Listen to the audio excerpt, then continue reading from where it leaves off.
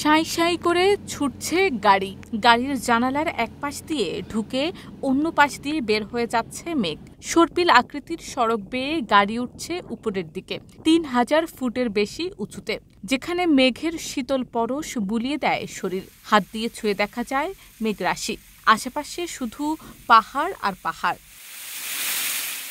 এমন বর্ণনায় দার্জিলিংয়ের স্বর্গীয় দৃশ্য চোখের সামনে ভেসে উঠলেও এটি মূলত বাংলাদেশের বান্দরবনের পূর্ব প্রান্তের দৃশ্য।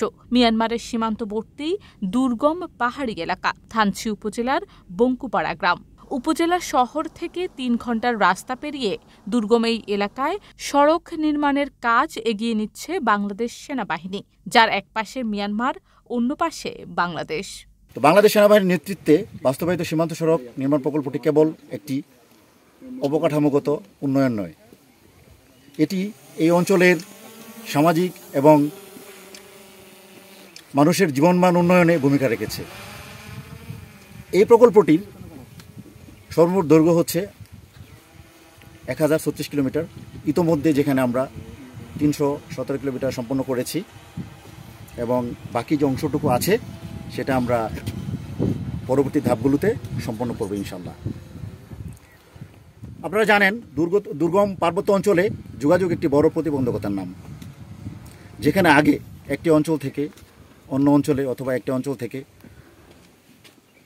নিকটস্থ বাজারে যেতে 2 দিন 3 দিন লাগতো, সেখানে এখন 1 ঘন্টার মধ্যে 1.5 ঘন্টার মধ্যে আমরা সেখানে সহজে পৌঁছাতে পারছি। তবে সড়ক হলেও পর্যটনের জন্য অবকাঠামো, নিরাপত্তা ব্যবস্থা এবং পরিবহন ব্যবস্থা এখনো হয়নি।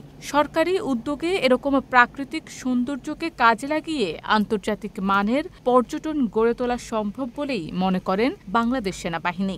একটি জায়গার যোগাযোগ শুধু আপনার ওই এলাকার আপনার আর্থিক বা সামাজিক উন্নয়ন করে না, নিরাপত্তাকে সাধন করে নিঃসন্দেহে।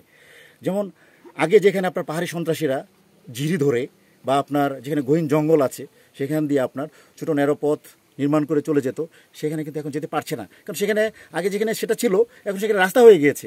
এবং আমরা যদি আমাদের গোয়েন্দা তথ্যের মাধ্যমে জানতে পারি যে না, এদিক দিয়ে আপনার পাহাড়ি সন্ত্রাসীরা আনাগোনা করছে, আমরা খুব দ্রুত আমাদের পেট্রোলিং এবং নিকটস্থ যারা মিলিটারি বা আর্মি যারা আছে তারা আমরা ওই জায়গাটাতে সহজে আমরা চলে যাই এবং আমাদের সিকিউরিটির ব্যাপারে আমরা কোনো প্রকার কোনো ছাড় দিই না।